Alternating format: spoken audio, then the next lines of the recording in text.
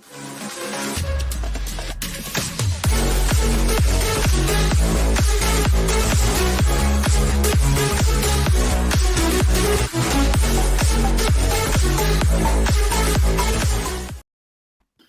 everyone, welcome back to the Always Arsenal show. End of season review, awards and everything really. We're just going to cover everything. And I've just got the best guests with me, the ones that have been with me during the whole time the Always Arsenal show has been born. This is my 21st show since January. I'm knackered. But the good news is I am still going to go through the summer. Can you believe that? I'm going to have shows through the summer with some really good guests on, and these boys as well. Right. Cookie, welcome back. Hello. Thank you for having me on as always. Oh, you are so welcome. Albert, love you. Thanks for coming back on. Of course. Last day in May. Look forward to June in it. Come on. Well, it's someone's birthday tomorrow, and this is the reason we're doing it tonight, but I'm not going to say who yet. Suburban Gooner Chris, darling, thank you for joining us again. Thank you very much. I love that James has got the face of somebody that's just spent 2.5 hours on the M25. I know. We need to chill, James. Well, I mean, not that I'm going to nitpick, but there and back, we're probably looking at 4 hours. Ooh. So, I mean, not to rub salt into my own wounds, but yeah, I mean, let's just move on. Let's just move on. I've had enough of it already. So where James and I live, the M25 is a frigging nightmare. Anyway, everybody, so the end of the season, not exactly how we wanted it to go, but sort of how I thought it was going to go, just not in that drastic manner, if I'm honest. I thought we'd lose to Spurs, and I think I was on with you, James and Chris before the game. I wasn't sure. I didn't fancy it, but I thought we were going to beat Newcastle. I did. I thought we were going to come out and do what we did at Villa. Right, so what we're going to do, we're just going to go a quick brief with the three of you about how you think the season went. Let's do some awards. So, Albert, you and I have been on many shows together since the start. I'm 100% behind Arteta, and you're not so sure, are you? So, of course, we're all disappointed we're not in the Champions League, but we're back in Europe. So I'm okay. I'm actually not that disappointed. How do you feel when the season ended? Oh, where do I start? I'm actually not getting well in comparison to many people, depending on their views about Arteta. I'm probably in between. I don't sort of love him. I don't sort of go down the other spectrum of some people going a bit too deep, too far deep into why they don't think he's the main man, or for whatever reasons they don't. But I think for me this season, I think it's a missed opportunity massively. During a season, goals and objectives change. Actually, in any job, even in your own job, goals and objectives change. Did I think Arsenal get top four beginning of the season? Absolutely not. I think there's only one point in the season where I thought they might get it done, and that wasn't even a definitive yes. And that's probably with about 3-4 games to go, maybe 5 games to go. But yeah, I mean that performance, I have to take it right to the Newcastle game, if I'm being honest, Amanda, because that was the one. That was the one, and it was a tough watch. We didn't look like winning that game. We didn't look like scoring, and I think what people sort of need to remember is, yes, we have a very good record at St James's Park. I think they'd only beaten us once before they obviously beat us before the end of the season, once in 9. But this is not a Newcastle side that's under Steve Bruce or an Alan Pardew or a Sam Allardyce. Eddie Howe has done absolute wonders there. I think they've had the best turnaround in the Premier League after the first 18 games. So that tells you everything. And like people said, Amanda, it looked like they was going for the Champions League spot rather than us. So for me, to keep it short, because I want to let the other guys talk, but for me, a missed opportunity, and it's a shame. Big shame. Yeah, it is. And, we go back to the old adage, don't we? After 3 games, would have bitten anybody's hand off to get 5th. But people are still saying, but we had it, it was in our hands. We had that chance. So, Chris, where do you stand? Are you sort of getting what Albert's saying? Yeah. So if I can use a golfing analogy, because I do like my golf. Feels like this season has been like a par 5. And the first shot, we've absolutely shanked one into the rough about 50 yards in front of us on the right-hand side, thinking, oh, blimey, that's a bit of a shocker. But we've pulled out some sort of monster fairway wood, and we've nuked one down the middle to be on the fairway for 2, doing quite well. Mid-season point. So that shank was the first 3 games. Mid-season point, we pick it up. We're starting to do well. Back on the green, we've hit an absolute beauty just to lay ourselves just short of the green, dead straight. That's the form that we had in that middle part of the season. And then we're getting towards the end of the season now, and we've got to get. If you're going to go down, if you're going to talk about this season as a golfing analogy, par was Europa League for me. That was you get there in 5. Okay, that's a par. What we were on the course for was a birdie with 3 or 4 games to go. We'd laid up, we had a 10-foot putt to just knock it in for a birdie and say, thank you very much. That's a good hole. That's a good season. But what we've done is absolutely messed up that final touch. So we've had some really, really good points. We had a really shocking start, but we messed it at the end. And I'm with you, Albert, like that game against Newcastle, I know we had sort of bits on, and I've written down a few options for like best match, worst match, all of that sort of stuff. But I can't look beyond that Newcastle game because it hit me hard, like proper hard, because I was really positive beforehand. And I will admit to you all now, I deleted the Twitter app from my phone. I deleted Facebook from my phone. I still kept the accounts, but I just deleted those. I didn't listen to a single podcast. And bear in mind, I run every day. So I listen to multiple Arsenal podcasts every day. Didn't listen to a single podcast for a week and a half. I didn't blog for a week. I went cold turkey on Arsenal. I was like stressing me out too much. And that Newcastle game just, sent me over the edge. But time to process. I can get the excitement back, and I'm starting to feel the excitement getting back, because I do think that you can look at some of the positives that we've had, and definitely there are some upsides, providing we do the business in the summer. Okay, that's fair enough, and I sort of get that. I'm not really into golf, but I sort of got it. So I got it. Par on a birdie. I sort of remembered the golf thing from years ago. So yeah, I mean, I remember being on Twitter, James, before the Tottenham match, and everyone was saying it's our game in hand. It doesn't matter if we lose, and I never really understood that. I didn't get what people meant by that, because they had to win. We didn't have to win, but we did, and it's proved that we did. And I remember someone saying, you don't get it, Amanda. We've got Newcastle.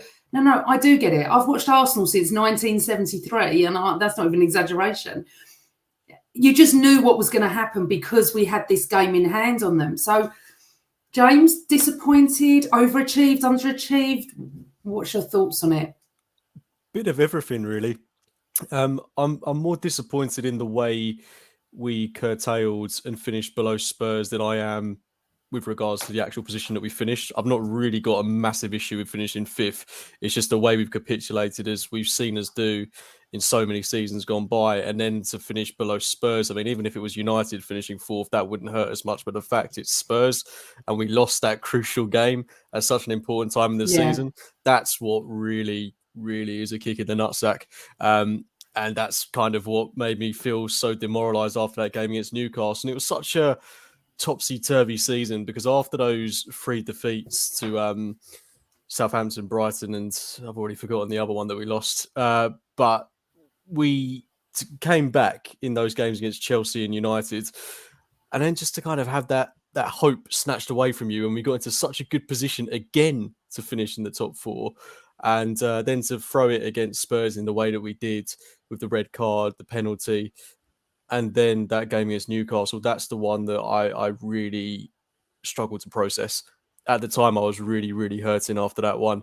And it took me a while to kind of grieve almost for that result, because it was so bad. We just didn't turn up. And you'd have thought of all the games we had, that game was bigger than the North London derby at that point.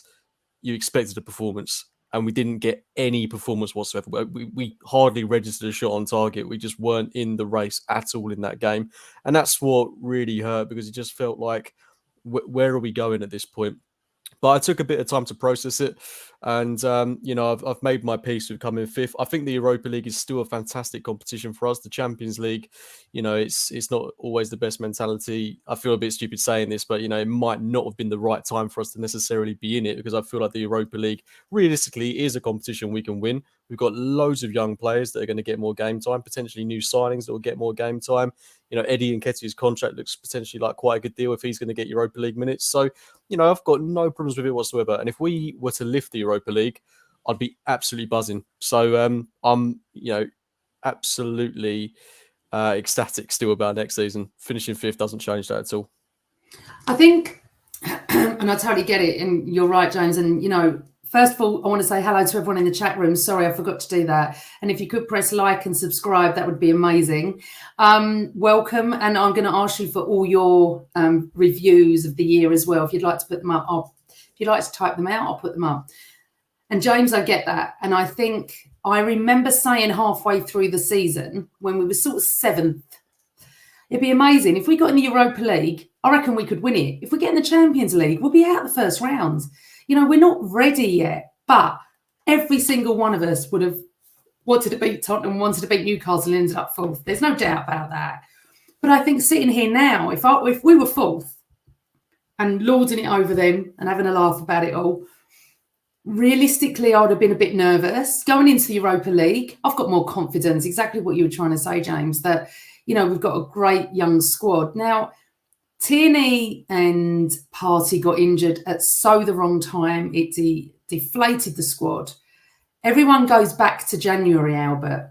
They go back to the fact that he got rid of Aubameyang, which was right to do because he wasn't scoring goals. So that there's, and I love all the Aubameyang people on me. I still stand by that. But we didn't strengthen. And I think his argument was, if I can't get what I want, I'm going to be saddled with what I don't want. So I get that. So he didn't strengthen. And this is a massive thing all Arsenal fans say. He messed it up in January. What's your thoughts on that? Yeah, I'll probably echo a lot of what the Arsenal fans thought at the time. I thought it was, I wasn't confident, I'll be honest with you, Amanda, going by Arsenal's previous history in terms of January transfer windows, because we're not very good at it. We don't recruit well, or we don't recruit at all.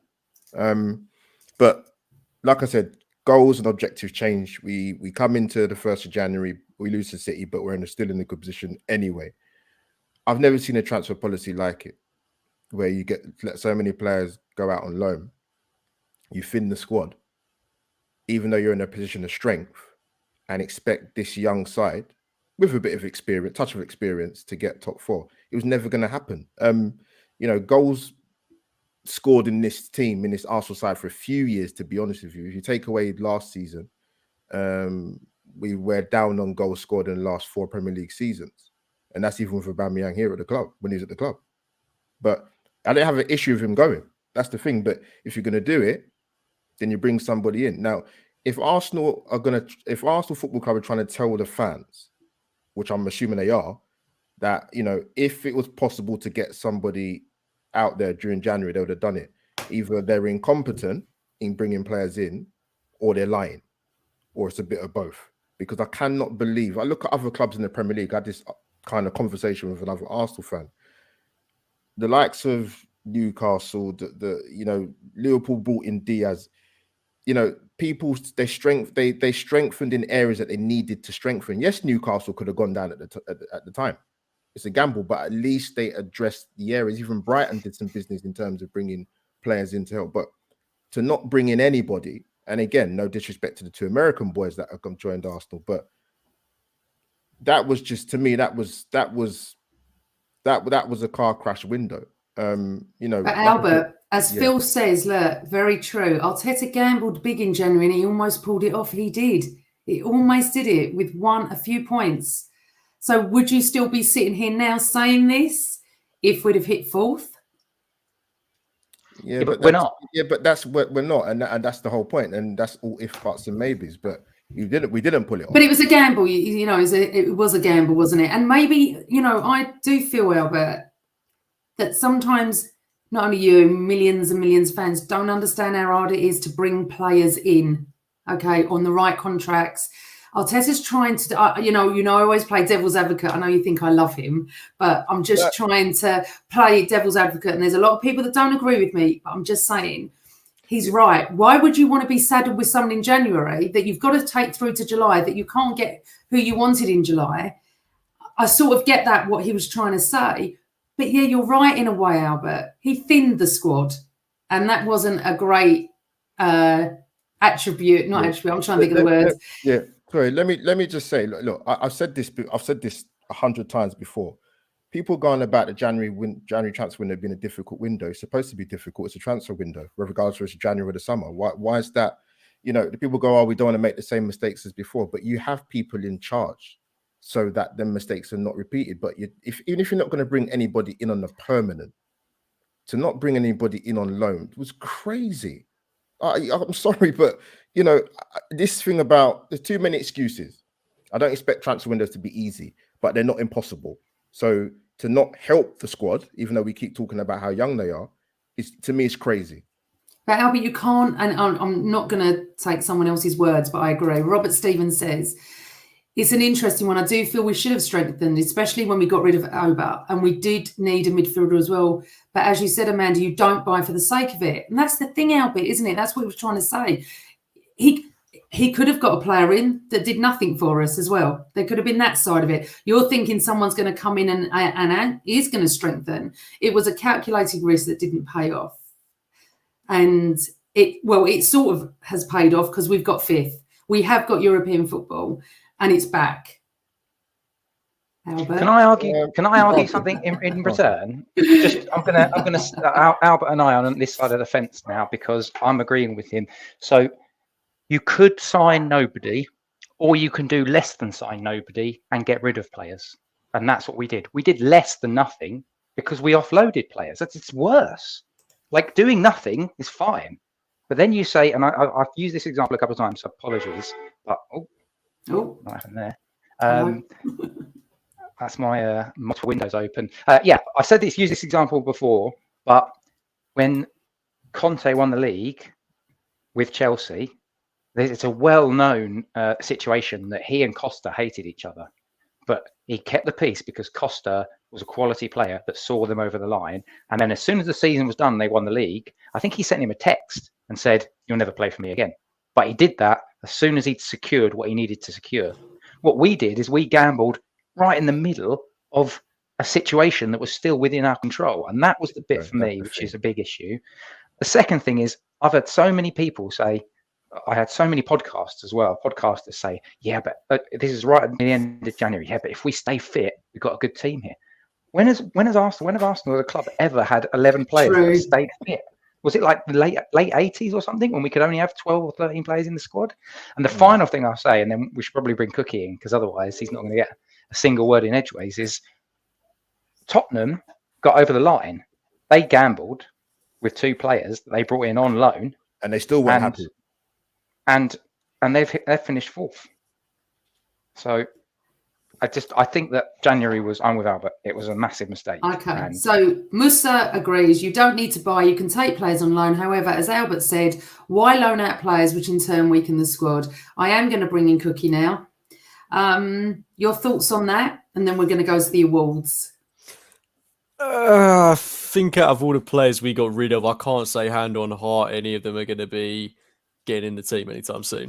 I think that's the only argument I've got for that we weakened the squad, and I'm not denying it because we did weaken the squad. When Tomiyasu was out injured and Cedric was having a few iffy games, which were few and far between, by the way. I mean, you're looking at someone like Maitland-Niles who barely got in the Roma team in his time there. Callum Chambers, who's doing pretty okay at centre half for Villa, but is he going to play centre half for Arsenal? I mean, he was below Rob Holding in the pecking order. I don't think so. That's not to say that he's worse than Rob Holding. I think out of the two of them, I'd probably have rather kept Callum Chambers and Rob Holding, to be quite honest with you. Pablo Mari, was he going to get in the Arsenal team? No, I don't think so. I think the only one you can genuinely make a case for is Aubameyang. And, ties has been cut there. And I'm totally with you, Chris. I wish we had either kept the peace with him and just said, look, we are on the brink of getting this club back to where it needs to be. Please, let's just put our differences to one side and ride this out for the next 5 months, and then you can get your move to Barcelona. What's happened is he's gone to Barcelona. We're still paying a portion of his wages, and we're a striker down. Like, it's mental when you look at it in those terms. And at the time, like, it didn't look like that bad of a deal because Lacazette was playing pretty well. We were all saying, it doesn't really matter if Lacazette scores no goals because he's bringing all these other players into the team. And he curtailed enormously, like in around February, March time. And then, of course, we ended up in the situation where we've kind of unleashed Nketiah, which has worked quite well in his favour and has resulted in him getting a new contract. So, yeah, swings and roundabouts. But, I mean, getting rid of Aubameyang and not bringing someone else in, I think, no matter who it was a hindrance to this team. No but he wasn't scoring for us. He wasn't. Hold on. He wasn't scoring, and he's had a few, like, about 4 matches there where he's done, and then he's gone quiet again. No, Amanda, I'm with you. Like, he wasn't scoring for us. He wasn't. So what's the point? What's the point? We needed bodies. We needed alternatives. Like, we're getting rid of someone who's a proven goal scorer, who's done a lot for us over the past couple of years, and we're bringing nobody else in. I mean, I'd like to have known how much time and effort we invested in Vlahovic, because that looked like it was going to be an almost certain done deal. I think it was a case of we got too late in the window, we panicked, and then we're looking at paying 80 million for Isaac, who's not really done anything in La Liga this season. I mean, I don't really blame the club for not going out and doing that, but I think it would have made sense in hindsight. I probably wouldn't have said this at the time, but in hindsight, to have brought someone in on loan, someone like Morata or Jovic, someone that can provide an alternative to what we've got. Because there were times where we just looked absolutely clueless, lacking in ideas, and having someone that can bring something a little bit different definitely wouldn't have gone amiss. Can I just jump in just with one thing on that? I'm with James here, and so one of the challenges that we had with Lacazette when he was at his worst is that Arteta didn't trust Nketiah, and whether or not that was right or wrong thing, he just didn't trust him. So we had a period of about 6 games where Nketiah was nowhere near the team, and we just had to plod through with Alexander. I'm running through treacle Lacazette, a man who in 36 games had 6 goals and 8 assists. Now, everyone's over-indexing the impact that Lacazette had, because I look at 6 goals and 8 assists in 36 football matches as a terrible return for a guy that's nearly on 200 grand a week, as I think he is. I take what people are saying about Aubameyang, but Aubameyang played 15 games and scored 6 goals and got 4 assists. He literally played less than half the number of games that Lacazette did, and we got a better output from him. But we should probably move on because we'll probably stay on this all night. No. Remember, a hat trick was against West Brom though. Like, those are a little bit deceiving, those stats. I just want to put Robert's comment up, which is true, how I see it. See, I do worry if we kept Aubameyang, what kind of influence or disruption he could have been in the dressing room. He had to go because he didn't respect Arteta at all, did he? Well, you could see that, turning up late. This is my problem. This is my problem with Aubameyang. Would I have loved to have kept him if he was scoring goals? Oh, of course. Absolutely. I loved him when he played for us properly. But when he started disrespecting the club that we all love, nah, not for me. Right, okay. Thanks for everyone in the chat room. Loving all your comments. Keep them coming. Andy Love seems to be on the same page of me every week. Champions League qualification would have been far too early for this young squad. Europa League is our level and will not be a shock to the system next season. Steady progress is better. Andy, like a brother from another mother. That's how I see it. And surely you can all see that, no? That it's better to have the steadier progress considering where we were? Albert's going, shut up, Amanda. No, I'm not saying that because Arsenal fans have been saying it for time. Look, I don't know every Arsenal fan. Look, we came out of Europe after 20 or something years. We're back in it.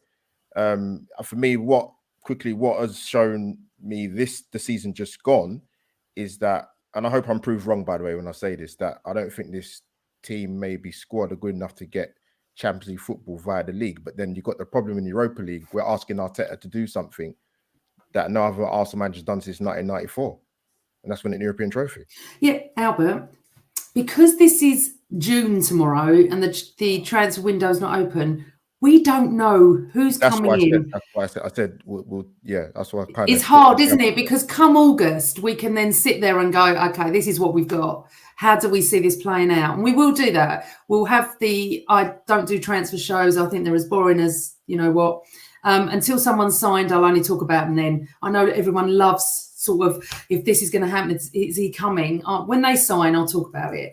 But I do feel that this transfer window is it. And I will say this now, because everyone accuses me of being completely rose-tinted with Arteta. If he does not improve us next season, I think we will have to look at it. Look at, whether he's the right man or not. I've said it. I said it last season. I want to give him till next year. COVID, everything that's gone on. Hopefully Amazon won't be with us next year. And the transfer window. This transfer window is massive in my eyes. Right. Just quickly, and I want a yes or no.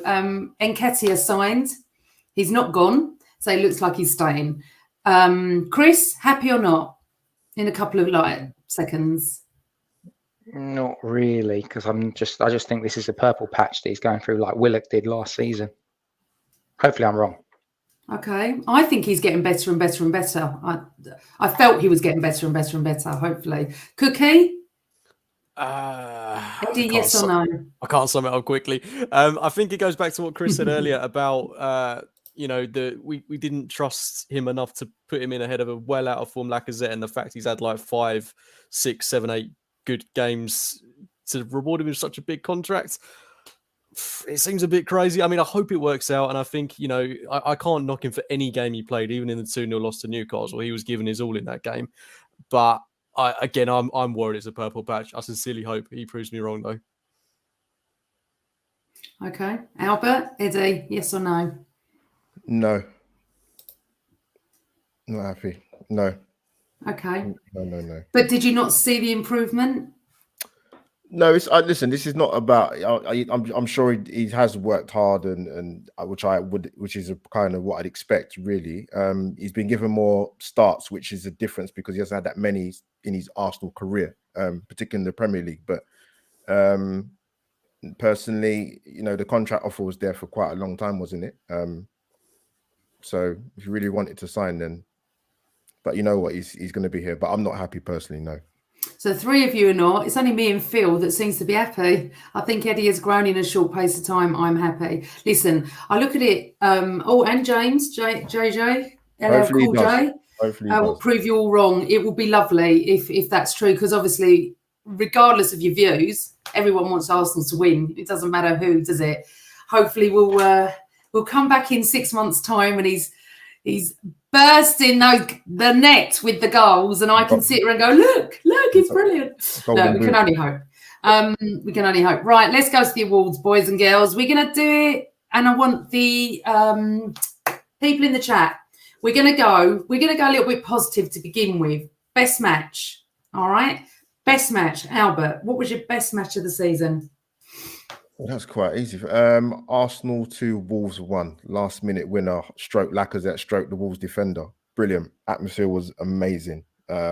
Big game at the time, buzzing for it. Late night, midweek game. Yeah, so there's something about a last minute winner. And I thought we deserved to win. And I thought Erdegaard that night, actually, for his work off the ball was exceptional. So for me, that's a standout. 2-1. Okay. Chris? It's got to be North London derby. The atmosphere for that first one at home was amazing. And the way we just blew them away by getting 3 goals in the first half, it's everything you could hope for as an Arsenal fan. The North London derbies are terrifying for me. So when you get in there, you're nervous, but the team just steps up and smashes them away. It made me feel like, do you remember when Cesc scored like a few seconds after we'd scored the first goal? Years and years ago, I think we beat Tottenham 3-0. And from kickoff, Tottenham kicked off. And we ended up scoring within a few seconds to go 2-0 up. It felt like that. It was just elation. Yeah. Cookie?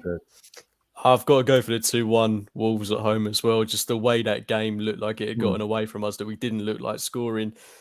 Pepe and Nketiah to combine for the first goal, and then Lacazette with that scuffed effort. I mean, the atmosphere was just... It was unreal. And there was Needle before we're over celebrating and all this rubbish from Neves and Connor Cody. So Yes, it's such a shame it didn't count for anything, though. That's the only thing. Oh, it did. We got fifth. See, positive one. Go away.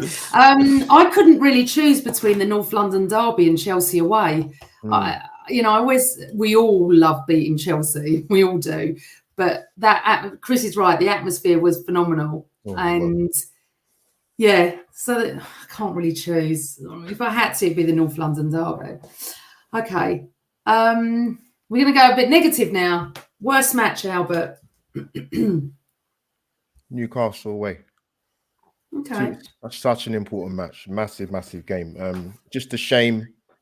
And I think for me, what made it worse was we got in at halftime 0-0 after not such a great first half. So you thought, you know what, we've got 45 minutes to sort of turn this around. And I don't know what was said at halftime. I don't know whether the players were listening or the occasion was too much. I don't know what it was, Amanda, but I thought they came out. I thought it was worse.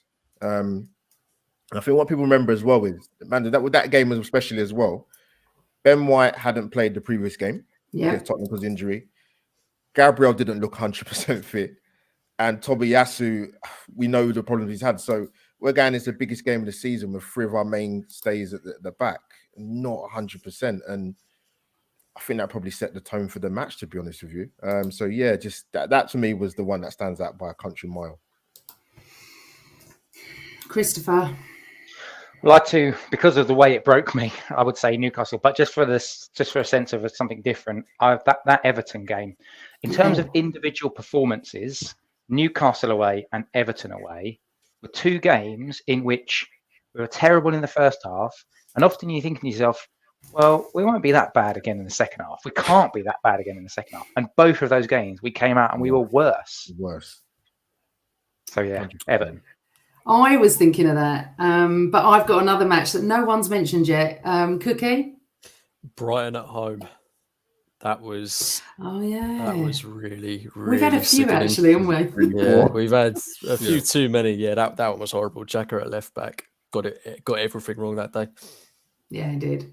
Okay, so mine was Nottingham Forest in January, the first Sunday, the FA Cup game. I was so distraught. Yeah. I mean, honestly, I was so distraught. It was, and I remember doing my first show after that game. That was that week I started. I was just like, God almighty, I don't want to come on and talk about Nottingham Forest.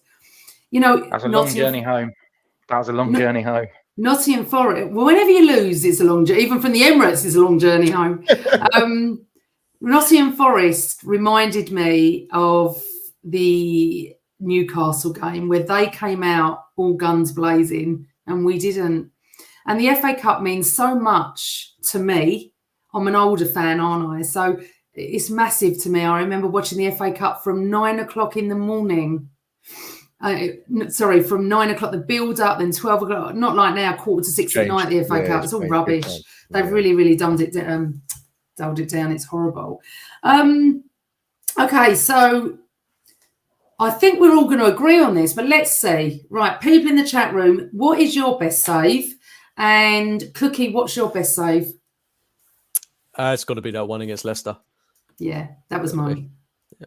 Anyone else got anything else? Because I think we're all going to say Leicester, aren't we? Well, yeah. Go on, Albert. No, you go first. Well, thanks, Chris. You're too kind. Ramsdale made a brilliant save actually in the North London derby at home. I think it was 3-1 at the time. Yeah. If that goes in from Son, he tipped it onto the bar. That was a fantastic save. And then obviously the one against Leicester, which Jason Cundy thought it was just a standard save, which I still can't understand to this day what he was watching. But I don't know.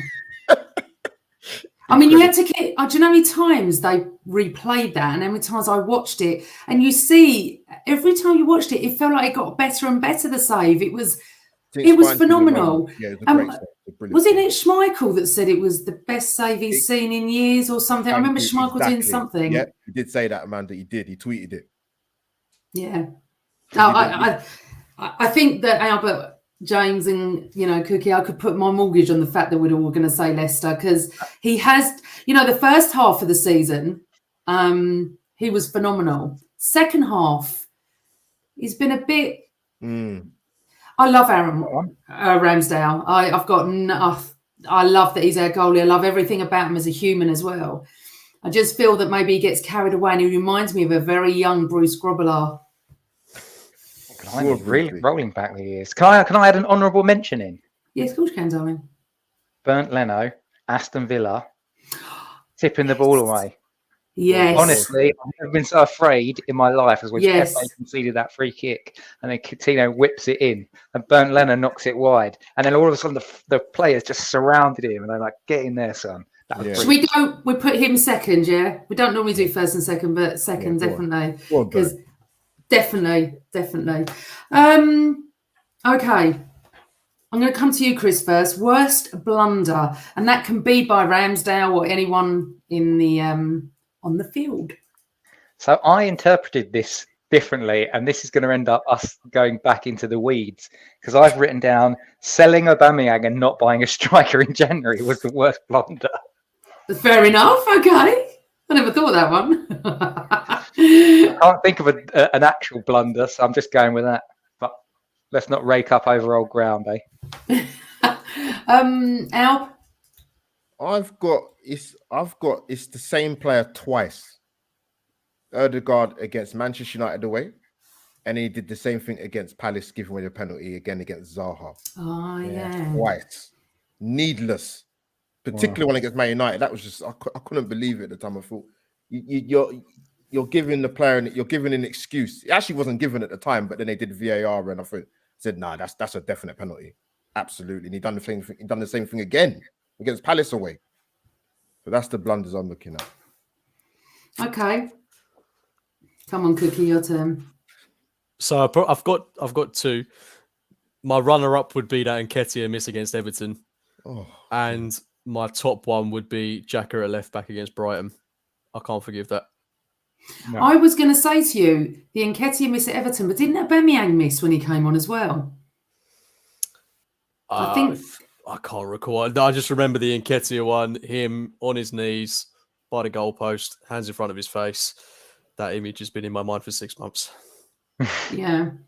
I was trying to think because there's probably been loads, but I think because I was at the Etihad game 2 or 3, I can never remember what number it was, watching that defence capitulate after 6.5 minutes. And let me tell you, we were brilliant for 6.5 minutes. And that's no joke. I just sat there with my head in my hands going, this could be 10. It was just so awful for me. The combination of the whole defence was the worst for me, the worst blunder. Okay, something a bit nicer. And I think you're all going to be a little bit shocked with my answer on this one. Most improved player. Chris, go on. Left of field. I think Gabriel. I thought Gabriel was really good for big chunks of this season. I think he's massively improved as a footballer and he's going to be a big part of our future. And there's no surprise that he's been linked with moves away because people are sniffing around him. But by the sounds of it, he's happy. So, yeah, Gabriel, really impressed with him this season. Sorry, I'm just going to go back to James because the Everton, Aubameyang missed the situation, which was easier than Eddie. I thought I was going mad, but I definitely remember that because people made the excuse was Aubameyang had just come on the pitch. Was that against Newcastle you missed that? No, Everton. Everton, was it? Yes, at Everton. I remember this. Thank you, James. Okay, sorry. I diverted. Gabriel for you, Chris. Cookie, you're most improved. I know he was only with us half a season before, but Ødegaard, I thought came on leaps and bounds. He showed the consistency that he hadn't done in his previous spell with us. So, yeah, for me, I thought he, deserved to wear that captain's armband towards the end of the season. He was outstanding. Albert? The same as Chris. Gabriel. First season, I thought he'd done well, to be honest with you. Played in the back 4, played in the back 3. People... Man, tell what drives you mad, right? They go, defenders, they get too touch tight. I don't know any centre-half that doesn't do that. Most of them do it. Most of South American guys, if you watch football, Jimenez, Atletico, Diego Godin was the best at it. If they think they can win the ball, they will try and do that. They'll gamble. It's like strikers gambling to get in the 6-yard area. So Gabriel, I think he's been brilliant. And he's fully deserved his call up to the national team. And he'll get better. We're getting all different ones What here. We've goals? got, yeah. And top most goals for centre back in the Premier League. That's a positive. Gabriel Martinelli, Emil Smith-Rowe. So my one, this is quite funny. Exactly what Lynn Simpson said. Xhaka, I think he vastly improved this season. I actually quite enjoyed watching him. He actually passed the ball forward. I can't believe none of you are shocked after what I said on the with the pod with Danny when I wanted him gone. I have to hold my hands up. I think he's vastly improved this season. Keep him next year? Yes, as a squad player, but not as a first team. But yes, I'm a bit like that with God, who was it? El Nene as a squad player, definitely. Yeah, I think Xhaka definitely, absolutely, he really did, and that's what I was going to say. Those are the words I was looking. Second half of the season, Phil Macca, Xhaka stood up. He really did. He really did. Okay, next one we're going to do is best off the bench. Cookie? I think the player I probably had the most confidence in coming off the bench was Martinelli. But the player who made the most impact coming off the bench earlier on in the season was definitely Smith-Rowe.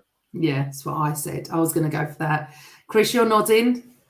Yeah, that's a trio there because Smith-Rowe for me. Yep. Al?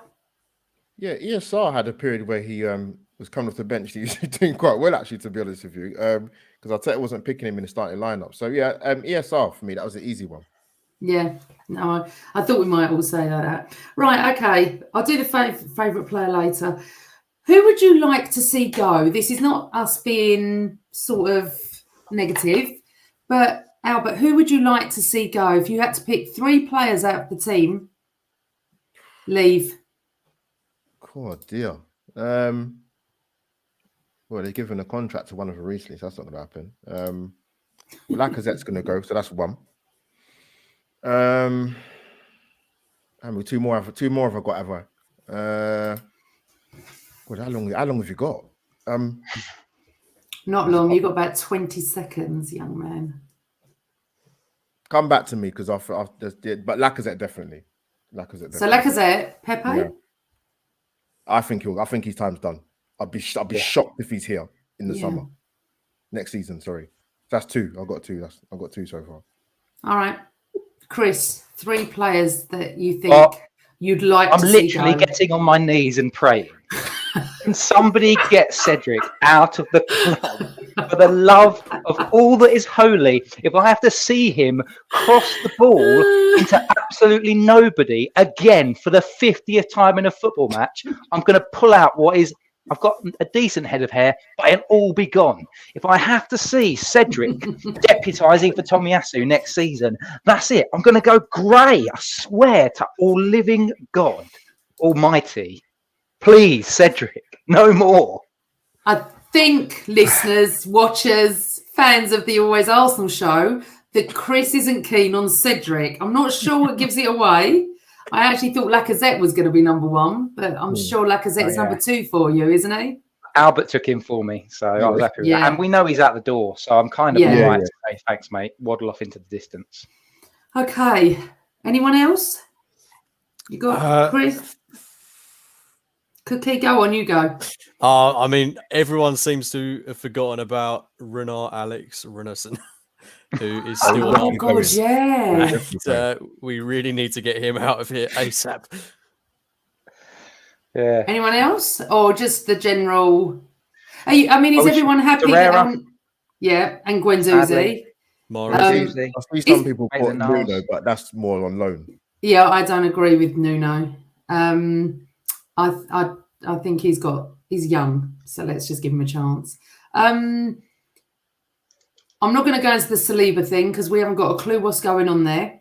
Okay, No, and that we just really don't know. So we'll just see what transpires over the summer with that one. That's for sure. Okay, so I'm going to go with the worst player this season. I don't even need to go to Suburban Gooner Chris, but I'm going to go to Albert first. Who is your worst one? Player, not manager, player. I expected to see more because he's meant to be experienced, and that would probably be Laka or Laka Fret as they call him. Laka Fret. Yeah, his goal return. That's just not. You know, to be fair, like I know people bring up numbers in comparison to the other like forward attacking players in the league with people like Emmanuel Dennis and what's his name again for West Ham, Jarrod Bowen and Saka and ESR have done okay. They've done okay. If you look at their numbers, they've done all right. They could have been better. I still think Saka could have scored more goals, but yeah, Lacazette needed to do more, man. Seriously. He did a lot of work, but unfortunately, we needed someone who can put the ball in the back of the net. Yes, that was the thing. Cookie, your worst. Also, let me put it in a nicer version. Disappointed you? Who was the player that disappointed you this season? I don't like to say worst.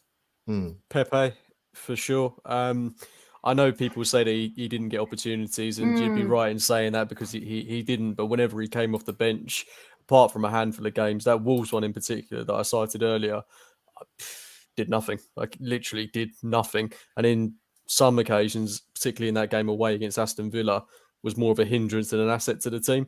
So for me, yeah, he was really disappointing. And he had a real opportunity this season as well, because towards the end of last season, he was firing. Like he was playing really well. I think, he was up there for one of our players of the season last year.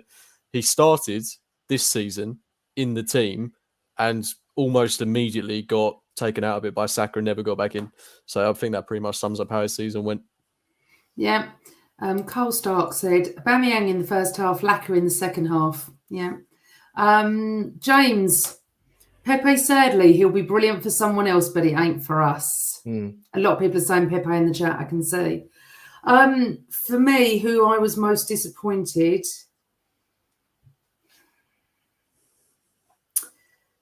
I know this sounds, I think second half of the season, I was disappointed with ESR, if I'm honest. Yeah, I know. I felt first half of the season, as we know, coming off the bench and everything, I'm just hoping that he regains that back the first half of the season for when we start 2022-23 season, because I'm a massive champion of him. We all are. Everyone loves ESR. I was just disappointed in how he's formed it. I think COVID, I think injuries. He's a young player, young boy. Just hope he gets it back. Okay, we're going to go completely opposite now. Albert, your favourite player of the whole season? Oh, that's an easy one. My Nigerian brother, man, Bukayo Saka. Excellent. Absolutely fantastic. It's funny because, I mean, I don't think he's necessarily... Well, some Arsenal fans have saw it during the season, like, oh, he's not been on it. I've said he's played a lot of football. People go, he's young. I'm like, yeah, but just because you're young don't mean you can't get mentally and physically tired. Had a lot of football. Albert, is it right he played every single match in the Premier League? I think I did hear that. Yes. Or he featured, amazing. Yeah. He's been excellent. And to be honest, the only criticism I have of him, Amanda, is Saka, if you're listening, just please work on your shooting, please, man. Just because it needs to be better. He should have scored a lot more goals. And this is kind of a constructive criticism. He should have scored a lot more goals this season. I think he should end up with about 15, 16. The assists, you can't really... I think he had 7 in the Premier League, but he would have had more if some of the strikers actually put away these chances that he created. But he's been excellent. He played too much and eventually fizzled, didn't he? Each game he wasn't as startling as the last game. That's not his fault, and he's definitely not a criticism of Saka. He played too much. But yeah, we all love ESR and Saka. Cookie, your favourite player and why? I hate to sound boring, but I've got to go for Saka as well. Just every time he gets on the ball, you feel like something's going to happen. And for him to be 20 is disgusting. Like, it's crazy how good he is for his age. I think if he stays around, which I hope he will, he'll probably be my favourite player for the next decade. Easy. Yeah. Suburban? So I'm actually going to go for Erdegaard, but just on the Saka thing, but just for sort of difference. But Albert, I think he's going to get 15, 16 next season. Yeah, if you look at his numbers, last season he got 5 goals all comps, I think. No, he might have got 7 because he got some in Europa League. Yeah. But this season he's got 12, and we haven't played as. He's got 11 in the Premier League, whereas last season he got. I've got a feeling this is the sort of upward curve here. I'm expecting sort of minimum 13, 14, 15 goals next season from Saka. Yeah. We get that as well as a striker. Opportunity to go. I'm not choosing. Everyone's laughing at Carl Stark. Bet Chris goes for Cedric for his favourite player. Martin Ødegaard. I love the way that kid plays football. He glides across the pitch, and do you know what? When him and Saka are in close proximity to each other, combination play. They are on another level. For us to have success next season means Martin Ødegaard and Bukayo Saka are fit for minimum 75 to 80% of it. I'm with you, Suburban. It was Ødegaard for me. I love watching him. I couldn't believe that we actually got to sign him, and he got better and better and better. And people that were criticising him, I often say this, I haven't got a bloody clue. Honestly, I just couldn't believe what I was seeing. But I will say, and I've often said this, when he's great, he's brilliant. But my God, when he's terrible, he doesn't seem to have an in-between. That he's either involved in everything or he just gives penalties away and gives the ball away. I think he's got a lot of work to do on certain areas, but wow, I love having him. And this is interesting, James. Ødegaard created 61 chances for a team without a striker. Give him a striker and we'll be pissing through Cheerios without getting them wet. Okay. Yeah, I think with Ødegaard quickly, I think a lot of people, some Arsenal fans were kind of saying like, he's brilliant when he's at the Emirates. Just some of the away games, you want to see a little bit more. You want to see him stamp his foot a little bit more. But hopefully that will be the case next season. Yeah, it'll come. Okay, here we go. Right, we're going to rate Arteta. Okay, I'm going to go to Cookie first. You can have a little bit of time to explain. I'd like you to explain your rating and then why. We doing it out of 10? Yes, it's out of 10, sorry. Just based on this season? Yes. I'll go for a 7 on the basis that I think he has built the foundations of a really good team.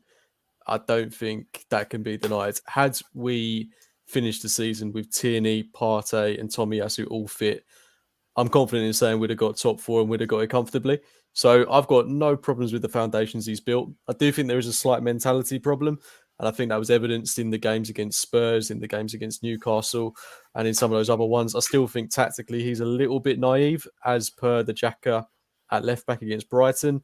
I still think he's guilty of making the wrong decisions at times. But, you know, I don't want to keep using this he's inexperienced excuse anymore because, well, he's not really. I mean, he's learning on the job and he's coming into what will soon be his 3rd season. So I don't want that to still be an excuse. Next season is everything for him.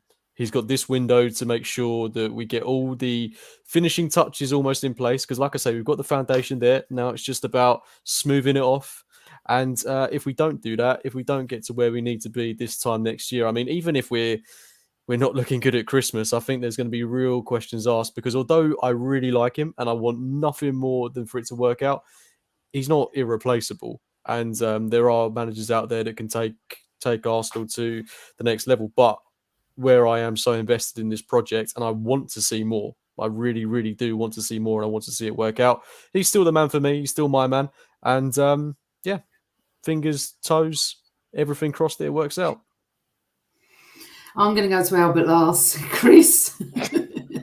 So this is tough because I wrote down 7 out of 10, but I've also then got brackets 6 because if he's getting a 6, like if he's getting a 7, he's just scraping in.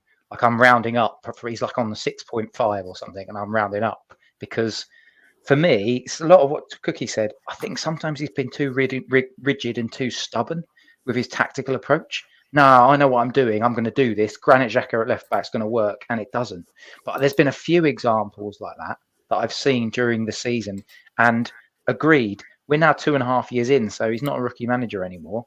He is a manager who has managed one of the elite football clubs in the world football, and he's 2.5 years into it.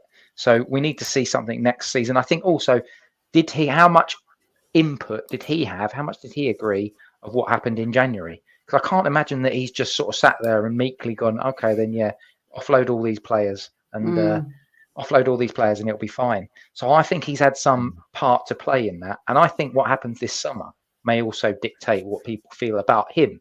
Because if he can attract the right players, and people talk about if he's backed and stuff like that, but he's still got to attract those players. So it's a tough one. If I'm gonna say a 7, it's kind of like I've rounded you up, Arteta, from a 6.5.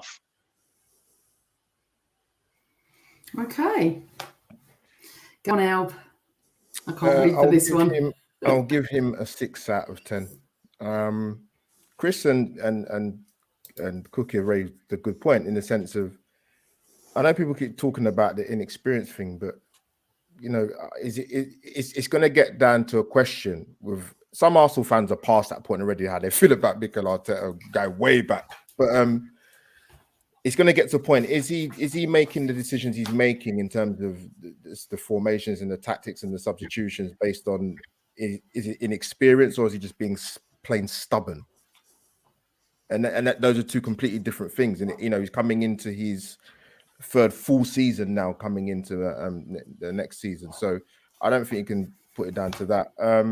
I just think I look at our best chance to have got back into Champions League for what we've been out of it now, for 6 seasons, I think it is. And I fear for him next season, if I'm being totally honest. I know people go, oh yeah, but the transfer window's not. I said, I understand that, I get that. But as we've been led to believe, Amanda, they've got their plans in place. They know who they want to get in. You've even seen other clubs have been doing business already. I mean, for example, Villa, I think they're going to bring in Boubacar Kamara. He's someone I would love to see at Arsenal personally, but it's not going to happen. And I think Chris made the point in terms of, is Arteta able to, is the pull of Arsenal is one thing. It's another thing in terms of the manager who's going to be there. And I always make this comparison in terms of, Stevie G, for example, hasn't been a manager for long as such, but he has that pull in terms of certain players might want to come to the club and play from at Villa. I'm not sure whether Mikel Arteta has that pull, but we're going to see. But yeah, I'll give it a 6 out of 10. We're back in Europe. So we got 6 and 2 7s, but Albert, Jesus has been mentioned a lot in the last 3 weeks. Obviously, the link you say about whether they want to play for Arteta and play for the Arsenal. He's not a hated manager, is he? He's a disciplinarian, which is what we need. Okay, he's got rid of what we need to get rid of. I'm telling you, and I'm really positive for next season. I'm really looking forward to it. I think this is the first season. I'm really like it's. I can't think of the word, like hit or bust. I don't think that's the right saying, but it's this season that's going to be really exciting. He's got us to 5th. He's got us European football. Unfortunately, we've got Thursday nights and Sunday football, but I'm looking forward to the first Europa night. I've given him, really weirdly, I'm a bit lower than both of you two, but I've gone with 6.75. I can't just give him that 7 yet. I just can't. But definitely over 6.5. So I'm in between, rounding it up to 6.75. There's been errors. There definitely has. I think the Xhaka at left back, when we all know, and none of us are managers, none of us. I feel that was a massive blunder and cost us. Do managers make mistakes? Of course they do. Is he learning on the job? Unfortunately for us, he is. Yeah, he is. But he could be an amazing manager. He could be. And I'm, like you, James, I'm really looking forward to next season with him. I'm more excited coming into this. The last couple of seasons, I've been a bit like, yeah, thank God it's over and get on the summer. I don't have to think about it. I've actually missed it this weekend. I've missed it. And, my dad was talking about some stuff. And I said, well, the fixtures are out in 2 weeks. So, got to renew your season ticket. Fixtures are out. You can look at all that. Season's going to start early. My birthday's the end of July. I think we've got a tournament then. I think then we start, don't we, 6th of August. So I'm actually quite buzzing for it. So people in the chat room, what's your out of 10 for Arteta? Come on, let's have a look at yours. But before I do, I'd just like to say, Wiggy, that really means a lot. Wiggy Gunn, a great podcast, guys. Thank you so much. It really, really means a lot to all of us. Anything else, guys? Any other business before we shoot off? Can I say just one thing? It's really interesting. It's linked to the Arteta thing. I think next season's massive as well because he's going to have to do something he hasn't done before, which is juggling. And he wasn't that great at juggling rotation this season, and it cost us. And I don't think last season when we were in the Europa League, he was that great either. Because if you think about what happened, you know, we fell away in the league and we had to claw back our second half of the season. We also, I think he made some poor decisions in that Villarreal semi-final. So this is a really big thing for Arteta because he's gutted the team this year and he's dropped a whole load of players out of the team. He's got to build up a squad that can compete on multiple fronts. So I think this is going to be really interesting to see how he gets on. But he might not have been well rotational. Sorry, Albert, I'll bring you in a second. He might not have been well rotational with a thin squad. Let's see what... I'm so fascinated. I'm hoping it's not going to be a damp squib in the summer and we just get one player in and that's it. Because we need 3, don't we? 5. Needs to be more than 3. Yeah, okay.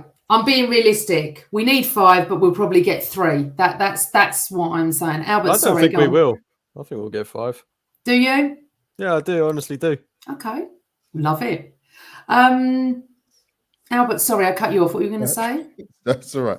No, I think Chris kind of touched on what Chris was saying in terms of because obviously last season we had no European football. We was at both domestic cup competitions in January. So, like I said, I mentioned before, at the time when we played West Ham away, which you went to, man, the great seats, by the way. Yeah. West Ham had played 11 more games than us at that point. Now, if we'd have played 11 more games, 3 months worth of football with that squad, I goodness knows what the season would have been like. But coming into this season, next season, it's about the execution of what they're talking about in terms of the targets. And when you talk about in terms of like realistic, in terms of players coming in, I said in the summer, Arsenal realistically, they need to bring in 4, right? So whatever happens in January, depending where we are, come December, January, that's kind of the way you kind of pinpoint and look at where we are. You might bring in a couple more, but initially, summer-wise, I would expect to see minimum 4 come in. If I don't see 4 come in, then I'll be starting to get worried. Yeah, Chris, you agree with that? Yeah, 100%. Because if you think about, I can't remember what the size of our squad is at the moment, but I think we've got something like 17 first-team players. If you assume that Pepe's gone and you've got the likes of Bernd Leno who could be going, and all right, we're replacing him with that chap. I think it's Taylor, is it? Or Matt Turner, Matt Turner, yeah. Turner. You know, they physically have to buy volume, but they've got to get it right quality-wise. But they don't, because we don't have the squad to compete. So Albert's right; it needs to be a minimum of 4. I don't know if you remember when Wenger first came in and he brought all these players in I'd never heard of. I didn't even know who they were. I remember going to match going, so who's Patrick Vieira? Who's Emmanuel Petit? Can you imagine if we have a summer like that, Cookie? If we just get these, no, we'll know they are, but we just get these players in and it's just a godsend. Yeah, it's the dream, isn't it? I mean, if we could sign 4 or 5 players that we've not heard of before and for them to just slot into the team and it work out brilliantly, that'd be lovely. But I think, you know, we're going to need to sign a few players that we already know are being talked about. I still think Jesus and Tielemans would be a great start. And then someone like Aaron Hickey would be perfect for our fullback situation, someone who can cover both sides. And the good thing about those players is kind of all 3 of those ones I've just mentioned are a bit versatile. So Jesus can play wide, Tielemans can play in several different positions across the midfield. So, yeah, if we're identifying that sort of player, that's only going to benefit the depth of this squad. Yeah, sorry, Amanda. Sorry, Amanda. Can I just add on to what James was saying? James, you make a good point because you know what makes me mad. I don't know how you guys feel, right? I feel like pulling my hair out sometimes, right? When you watch Premier League football, and you watch players from other clubs and you go, oh, he's a good player. Or, you know, for example, Ward-Prowse or someone else, he's a good player. When we get links with players, I don't mean paper talk. I'm talking about serious links, right? So Yuri Tielemans is a good example. I see some Arsenal fans, not all, I'm not sure about him. Are you crazy? You're turning your nose up at Yuri Tielemans. Like, I don't understand it. Like, he's the right age. He's played in the Premier League for, I don't know how, 3-4 years now. He's a very good player. He's an international for Belgium. What would be the cons? I don't understand our fans. I really don't understand it. I don't get them. I don't get it. for 25 mil as well. I don't get it, James. I really don't understand it.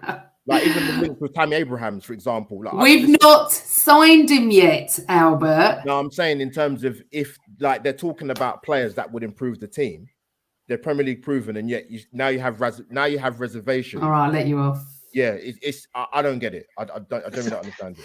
It's the same with Jesus though. Like I've seen people saying about Jesus, like, oh, look at his XG numbers or whatever it is. It's like, guys, we've just gone through a season where our main centre forward scored 4 goals. Like, what's going on? Thank you. Exactly. It's crazy. It's crazy. Oh, right. I'm just going to put a few comments up because they're so nice. Phil Macker, always Arsenal pod is a perm fixture for me now. Thank you so much. But I love this one. Andy Love, Amanda, great show and would be great to have this lineup weekly. Let me tell you about these 3 guests, Andy. We love Andy. We all love Andy. I agree with Andy on everything, weirdly. These 3 boys have been with me during all the shows at different times with different guests and everything. And they are definitely 3 of my favourites. Absolutely love them. Chris and I have been social at Arsenal before. Albert, I love Albert. And James as well. We've been on pods together for years, haven't we, over time? Albert, I want everyone to follow Albert as well because I do not understand how his podcasts do not get hundreds and hundreds watching. He has the life stories, which thank you for inviting me on. Of course. I have to say this, Albert, the one with Mo, what's his, Mo Hayder. Mo Hayder, yes. Was absolutely phenomenal. I made everyone listen to that because people get an impression of people through Twitter. Yeah. A little bit, when he's on Arsenal Fan TV, I know people don't like it. That's fine.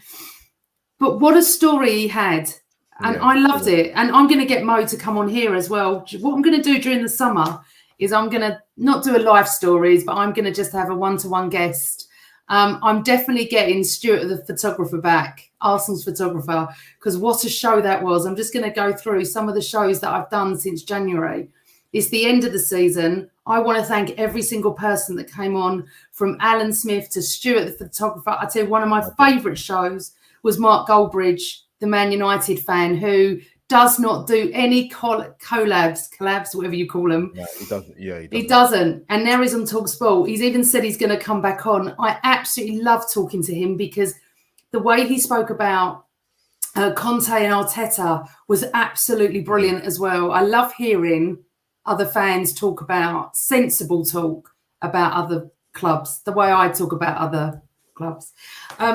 Some of the guests I've had are amazing. My dad's going to come back on. He's only done 1 show. Go on, Kelvin. He's got so many stories. And last week I did a tribute to Anfield 89 on the night. And I had my cousin on, who's never done a pod in his life. He's not even on social media. And my cousin was brilliant. And the other guests were fantastic as well. That was a brilliant show because that is obviously close to all our hearts. And the fact that, yes, I was there. The show was lovely. And, you've all been so kind to me. I'm always nervous coming onto shows, but the people in the chat room are great. You 3 have supported me since day 1. I love all of you. Thank you so much. Chris, tell everyone where everyone can find you. Suburbangooner.com is the website. This is so funny because look what I've just said as I've said it. Adam said, how can I subscribe to the other guys? Adam, just listen now. Right, go on. And then on Twitter, it's just Suburban Gooner. Just all one word. Nice and easy. Go and follow him. His pods are brilliant early in the morning. Cookie, where can we find you and what you're doing? I'm no longer doing the YouTubes, unfortunately. So you can find me here or just give me a follow on Twitter at JECook96. There we go. Albert, please tell it. I want everyone to follow Albert. I do. I think your shows are great. I love them. No, pretty much love them, man. Yeah. I appreciate it. Yeah, the support's been amazing. Albert JTV, put that into any YouTube search engine. My Twitter handle is at AUMO57. I am 30, I think I'm 35 subscribers off 1K. So hopefully we'll get there soon. Oh, you're going to get there. I'm going to make sure everyone subscribes to you. I love championing people that have got a good heart, a good soul, and interesting. You know, I listened to your shows when you had the girls on, when you do that panel, what's it called? Surgery or something. Weekly surgery. That's the one. Yeah. Surgery. A lot of surgeries needed. I don't have time to listen to a lot of pods. You know, I try to listen when people I know are on pods, but I really enjoyed that. And it's really cool. So everyone, please go and follow Albert. Thank you. Right. Thank you, man. That's it, guys. 21 shows down since January. I'm knackered, but I'm still going to do quite a few shows over the summer. I am tired. It's been hard when you do a post-game show and you've lost. Albert, how many times have I said to you I don't want to come on? I really don't. Yeah, and when we've won, it's phenomenal. Let's hope next season is. I'd like to thank you all in the chat room. Please press like. Please subscribe. Please stay with me during the summer. And that's really sweet. I'm just putting nice things up tonight. Oh, good. He already follows you. Go on, Nigel. It was fantastic to meet yourself and Carl Amanda at the footing. Always a pleasure to tune into your podcast. And you, Rob. Sorry I didn't have much time to talk to you. I was talking to Steph. But it was lovely. Right, everybody, this is it. Season 21-22 is over. We go into the next season. We're always going to be positive because we're always Arsenal. Aren't we, everybody? Always Arsenal.